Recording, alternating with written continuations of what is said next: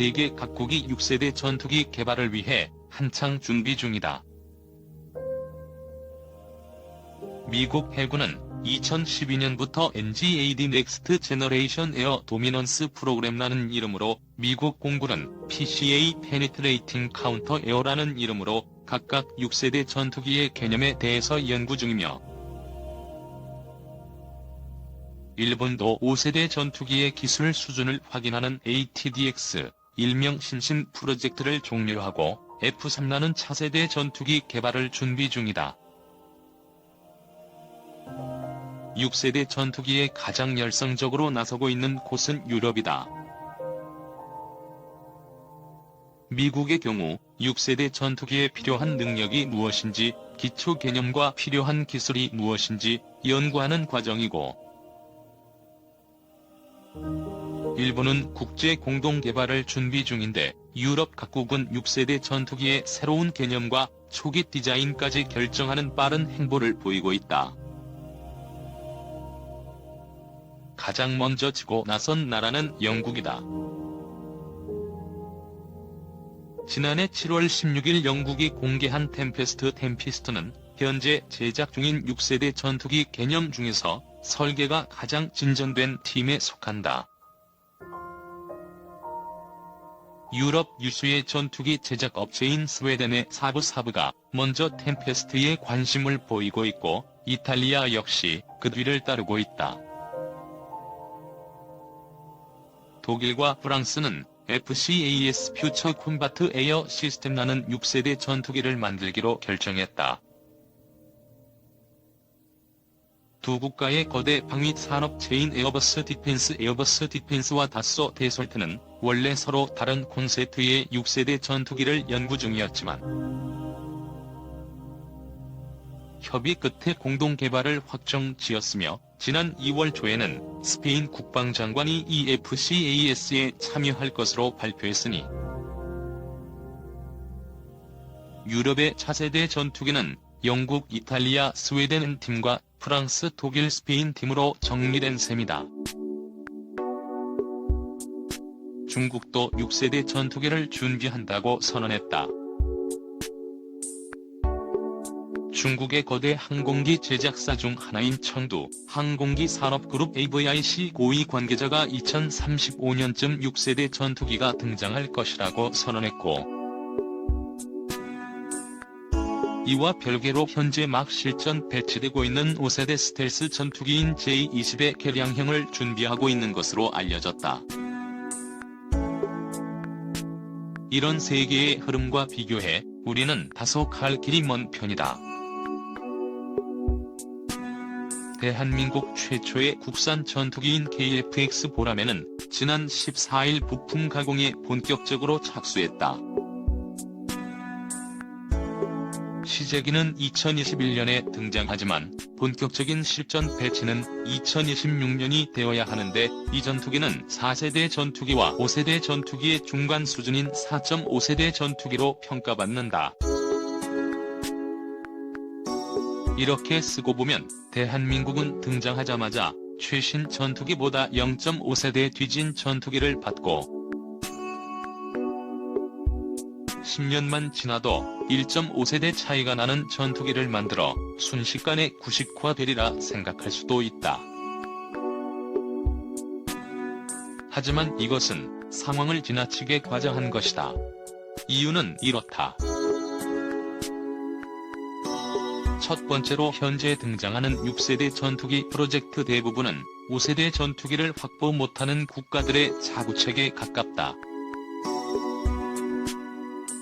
우선 프랑스, 독일, 스페인, 스웨덴은 5세대 전투기인 F-35가 없고, 영국의 경우 F-35B가 있으나 탑재량이 작고 항속거리가 짧은 문제가 있다. 5세대를 확보하는 것도 이기는 것도 어려우니 6세대로 넘어간다는 것에 가깝다. 두 번째로 6세대 전투기의 개념과 모습이 너무 추상적이다. 유인기, 무인기 합동편대, 레이저 무기, 초고속 비행, 장거리 비행 능력,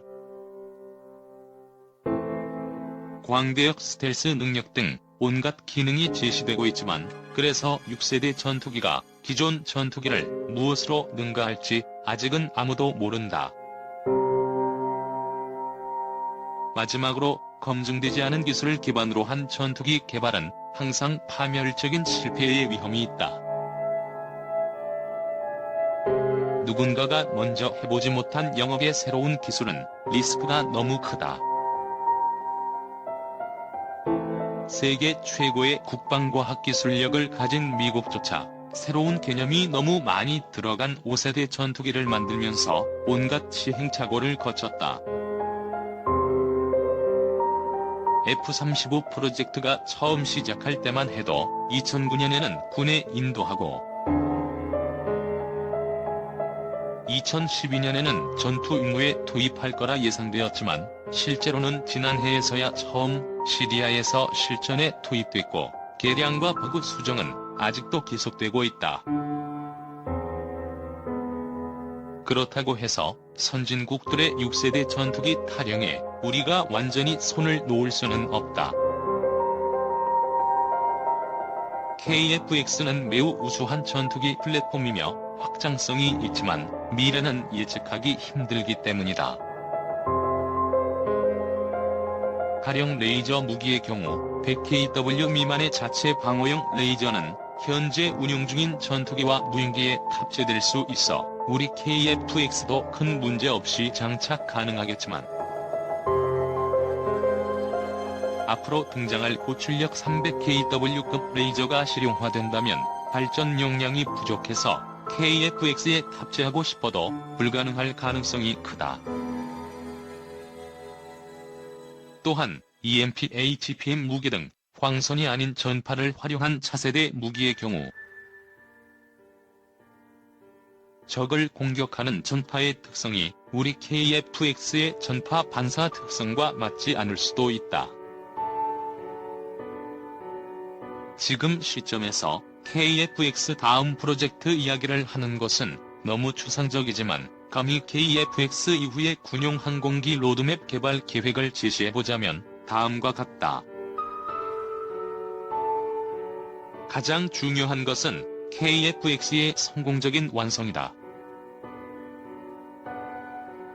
블록 1에서 완성되는 세미 스텔스 KF-X는 내부 무장창, 컨포멀 안테나 표면에 노출되지 않은 안테나가 없어 유로파이터 타이푼이나 F-18이 슈퍼 호넷과 공중전 성능이 비슷하다. 블록 2에서 이를 보완하면 KF-X는 저렴하면서도 기존 전투기 대부분보다 공중전 성능이 뛰어난 극강의 가성비를 지니는 셈이다. 이와 동시에 FA-50에 KF-X에 적용된 각종 신기술, 즉 ASA 능동 전자주사 레이더와 MWR 미사일 경보 장비, 국내 개발 유도무게를 적용해 성능을 높인다. KF-X와 FA-50을 패키지로 묶어 수출하는 라인업을 완성하는 것이다. 그 다음 고려를 할 것은 KF-X의 독자적 개량이다. 즉 4.5세대급으로 일컬어지는 KF-X를 2030년 이후에도 꾸준히 개량 5.5세대로 만드는 도전을 하는 것이다. 이것이 가능한 이유는 두 가지 이유 때문이다. 첫 번째 이유는 KF-X의 성능은 4.5세대지만 설계 개념은 5세대 전투기와 다르지 않다.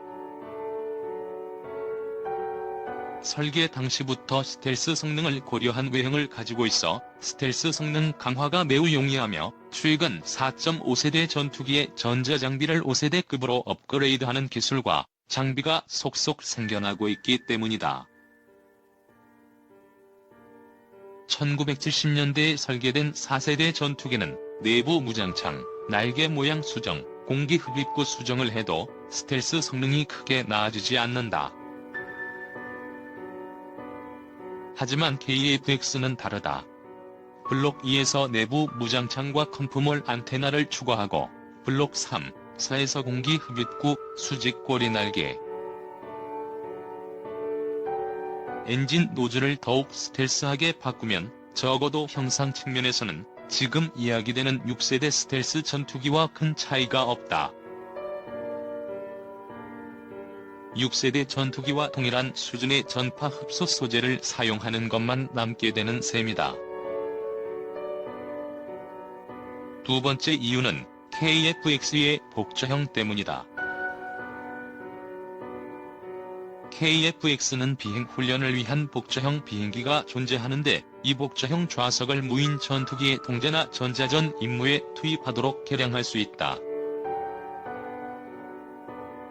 스텔스성을 활용해서 정영공 근처에 진입한 다음 스텔스 무인기가 정영공 안에서 전투하는 방식은 여러 나라의 6세대 전투기에서 이미 연구 중인 기술이다.